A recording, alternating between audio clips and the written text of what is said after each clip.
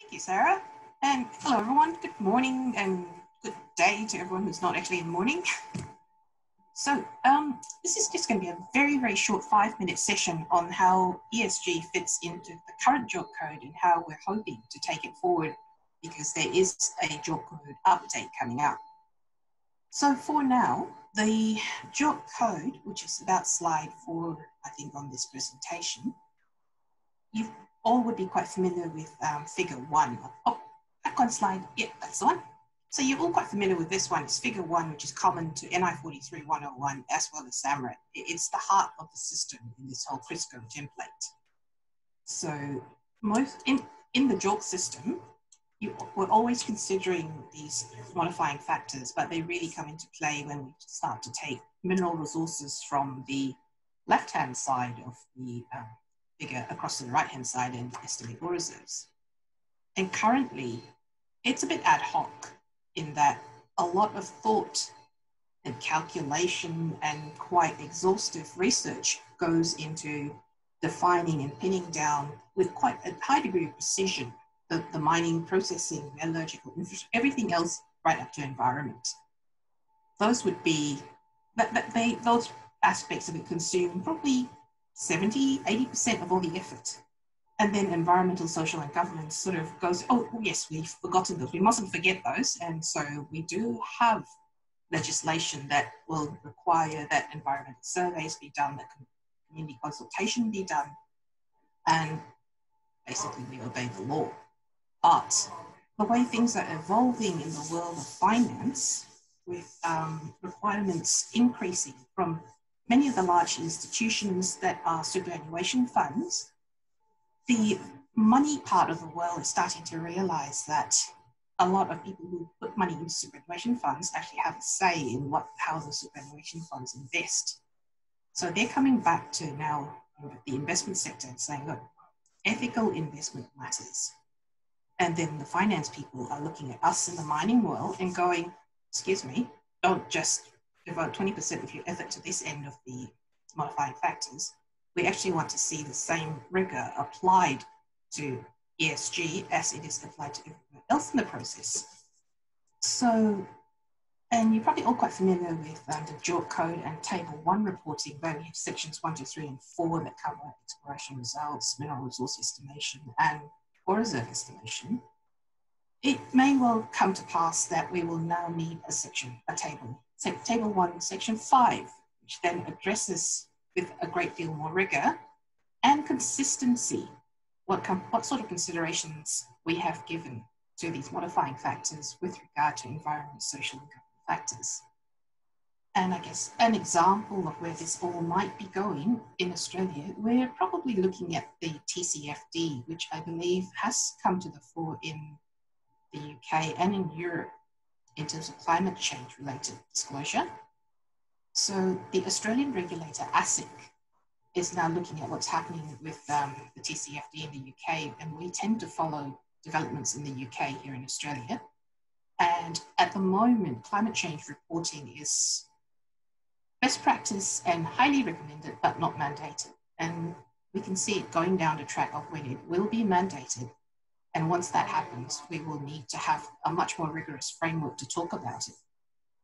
So this is at the moment where mining is looking at in terms of how we deal with it. And we think that the JORC code is probably the best way to address this issue because it's already got quite a nice framework. People are familiar with it. And most importantly, ESG is not new. People may not have paid attention to it, but it's always been there. And resource professionals are at least aware that it exists. And so they should pay attention to it. And I think, Rose, if you don't mind flicking very quickly to the next slide, but a quick, maybe 10 seconds. I was just going to show this one very briefly to show where the JORC code fits in regards to regulation in Australia. So it's down at the bottom. It's a voluntary industry code, but because it's been incorporated into the ASX listing rules, it is necessary and companies have to follow it. And it goes up the tree back into the Corporations Act and the regulation where the JORC code for mining companies is the basis for reasonable basis for any forward-looking statement. And on that note, I might end here so that we can actually go into some questions, which sometimes is where the most interesting bits come out. Back to you, Sarah.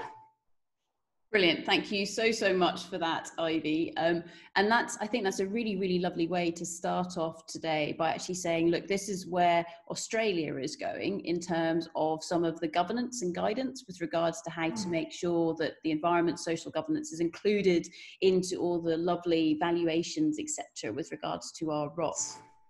So just while, and I can see the chatter is already sparking up no matter how early it is in the morning, just with regards to these, I guess the updates with regards to JORC, so the Australian code for this, is there an anticipated timeline in terms of when all of this is happening?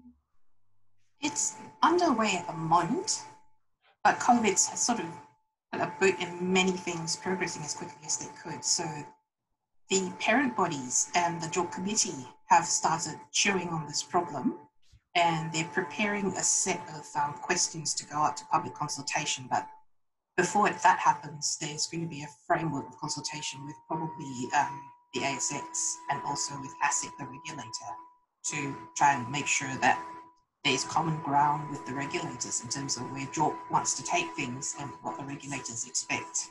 Mm-hmm. And that's so the case. Probably, sorry, Nico. Probably not. It was hoped to be this year, but it's probably going to be next year. Okay, no, that's brilliant. And I think, I mean, this is something as well where we've had a range of talks already this week where people are talking from the perspective of be it PERC, so the European code, SAMREC, so the South African code, but also as well, so CRISCO, so that overarching body. And for those of you who aren't from this wonderful world of economic geology, I have just spouted a whole load of gobbledygook. Please ask us what this means. But I've done it on purpose because CRISCO is this overarching body in a way, or one that tries to bring all of the different regional codes together. And obviously CRISCO did, or is looking at an update as well. Is JORC very much aligned with everything that's going on with CRISCO? Yes, very much so. I think maybe a good way to think of CRISCO. CRISCO is the DNA for all of us, for all our different codes. And we all follow that same DNA in terms of transparency, materiality, and competency. So yes, we are definitely going to be aligned with the CRISCO template and do not plan to deviate from it. There will be local variations. For example, Australia has quite a rigid, we require a reasonable basis for all forward-looking statements, and that comes back from trades practices, which means that no matter how strong cautionary language is provided, if it does not have a reasonable basis, it cannot be put out as a public announcement. And that's quite different from many other countries where as long as you provide enough cautionary language and it's sufficiently strong, then you can put out a hypothetical conjecture. Brilliant, thank you. Another question that's coming in here, and this is really, I guess, to get to grips with the drivers behind, in Australia, why do we want to update the code? And so you mentioned the sort of the financial drivers. Are you seeing big pull coming from the financial markets actually wanting to see the ESG in this, or is this more of a push from the geologist's angle trying to make sure that all of this is incorporated into those numbers? I think it's a push-pull. Mm-hmm. In that some portions of, most geologists are quite conservation focused, in that they, especially exploration guys, they work in beautiful surroundings and they don't want to see that damaged. But a lot of the emphasis for this is also coming from the finance sector, because we want to be able to keep borrowing money at cheap rates. And if we don't adhere to ESG principles, we are going to cop a much higher rate of interest because we cannot assure that the risk has been mitigated. And we will have to pay the extra risk charge, basically. So it's in our own self-interest to play along and follow what the rest of the world wants. The standards are changing and we need to move with it. Brilliant. Thank you very much. Thank you very much, Ivy. I think with that as well, actually, so we heard in the first session from this week some great talks for the likes of Hugo from the London Metal Exchange, also Pierre from the Responsible Mining Foundation, and Christopher Reeves as well, who were all talking about some of these drivers that are coming from the financial space. So you mentioned TCFD, et cetera, et cetera. So all of these different frameworks coming together. what are you doing, or what are you seeing in terms of trying to pick out what are the salient driving factors from that myriad of different frameworks that are out there? Because there are so many different metrics that we could be going for. Do you have a mechanism for picking out what's really important, or is that not ready yet? I think this is where that sort of suggestion, gentle suggestion from our regulator, from ASIC to pay heed to the TCFD is very helpful. Mm-hmm. Because there is a framework there that talks about emissions and what we need to disclose in terms of scope 1, scope 2, and scope 3, as well as the 6 main emissions that we need to address. So that's probably what we're going to be looking at first to try and quantify. We may need to take other systems into account, but at this point in time, that seems like a good way to start. And another one would be the Church of England Pension Fund.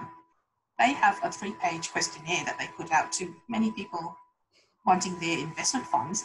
And it's quite extraordinary because normally they handball it to consultant, oh, please do the due diligence. But they are doing their own due diligence, and potentially other big funds might also go down this track. So I think being prepared for that is a good idea for us on this side of the fence. No, definitely. And actually, with regards to the Church of England Pension Fund and that attention that I guess they shone on tailings dams, for example. So one of our speakers yesterday, Nadia, so she spoke to that, and also one of our speakers on Friday, Gareth, is definitely going to go into that from a what is the status of all of these tailings dams around the world, and what kind of independent verification can people be doing of the status of facilities such as those.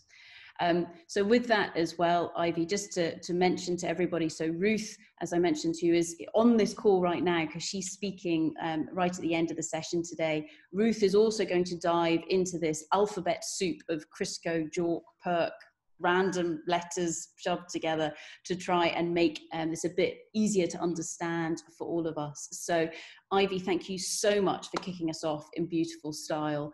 A really good way to start today's session. A massive round of applause so you can hear that from behind all of our muted microphones.